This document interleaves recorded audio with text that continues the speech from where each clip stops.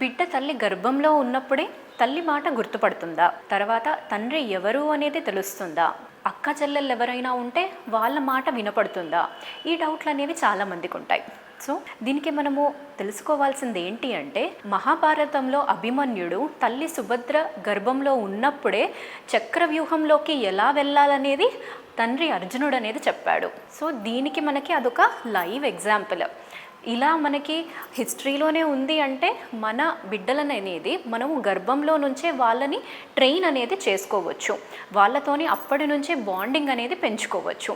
ఎలా బాండ్ అవ్వాలి అనేది ఈ వీడియోలో మనము ఒక 5 టిప్స్ అనేవి తెలుసుకుందాము.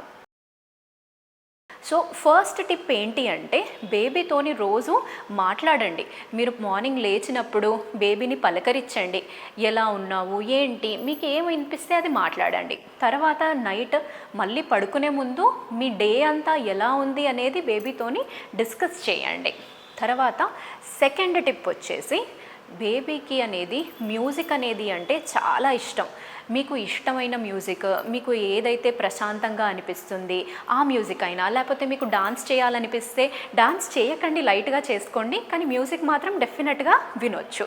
ఆ మ్యూజిక్తోని మీకు లోపల మూమెంట్స్ అనేవి కూడా ఎక్కువగా అయినట్టుగా అనిపిస్తుంది.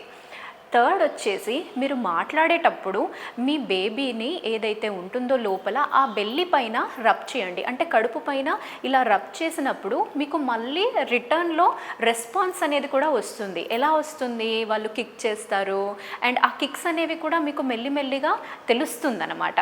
తర్వాత వచ్చేసి ఫోర్త్ టిప్ ఏంటి అంటే, మనకు బేబీ జెండర్ అనేది డెఫినెట్గా తెలియదు, కానీ ఏదో ఒక ముద్దు పేరు అనేది మీరు ప్రెగ్నెన్సీ ఉన్నప్పుడే అనుకోవచ్చు. ఆ ముద్దు పేరు అనేది మీరు పిలవడం అనేది స్టార్ట్ చేశారంటే, మీరు ప్రెగ్నెన్సీ అయిపోయి డెలివరీ అయిన తర్వాత ఆ పేరు పిలిచారంటే యాజ్ సూన్ యాజ్ మీరు ఆ పేరు పిలవగానే కూడా బేబీ రెస్పాన్స్ అనేది వస్తుందన్నమాట. సో మీరు ఆ 9 నెలలు ఆ ప్రెగ్నెన్సీ ఉన్నప్పుడే ఆ బేబీకి అలా పేరు అనేది పెట్టు అనేది పిలిచారు అంటే డెఫినెట్గా ఆ రెస్పాన్స్ అనేది మీకు తెలుస్తుంది.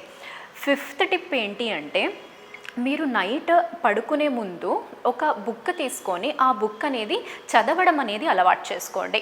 పాజిటివ్ మాత్రమే థాట్స్ అనే ఉన్న బుక్స్ ఒక్కటే చదవండి. థ్రిల్లర్స్ అవలాంటివి, సస్పెన్స్ ఇలాంటివి ఏమీ కాకుండా నార్మల్గా మీకు ఏవైతే బుక్ అనేది చదవాలనిపిస్తుందో ఆ పాజిటివ్ థాట్స్ అనేవి బేబీకి కూడా ఇన్కల్కేట్ అవుతాయి. దీంతో ఏంటి అంటే, బేబీస్కి కూడా ఒక నైట్ టైమ్ బెడ్ రొటీన్ లాగా అలవాటు అవుతుందన్నమాట. చాలామంది ప్రెగ్నెన్సీ అయిపోయి డెలివరీ అయిన తర్వాత బేబీ అసలు నైట్ పడుకోవడం లేదు, చాలా ట్రబుల్గా ఉంటుంది అనేది కంప్లైంట్ అనేది చేస్తుంటారు. సో దీనికి తెలుసుకోవాల్సింది ఏంటి అంటే, మనం ఫస్ట్ నుంచి వాళ్ళకి ట్రైనింగ్ అనేది చేశాము అంటే వాళ్ళు అదే విధంగా అలవాటు పడతారు.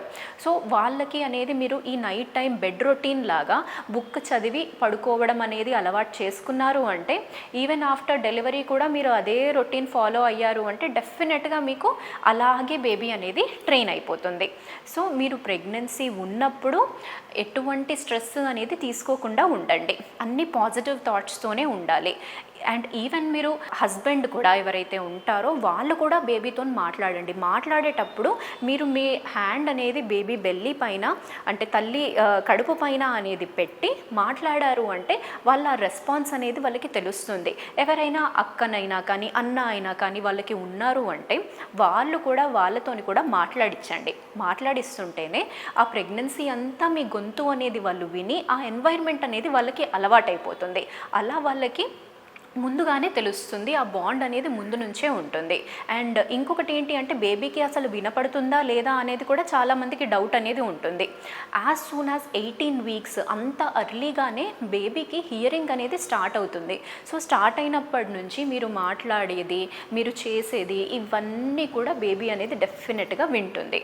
సో గుర్తుపెట్టుకోవాల్సింది ఏంటి అంటే, గర్భంలో ఉన్నప్పటి నుంచే మీరు ఆ బేబీతోననేది బాండింగ్ అనేది ఉంటుందండి. Thank you.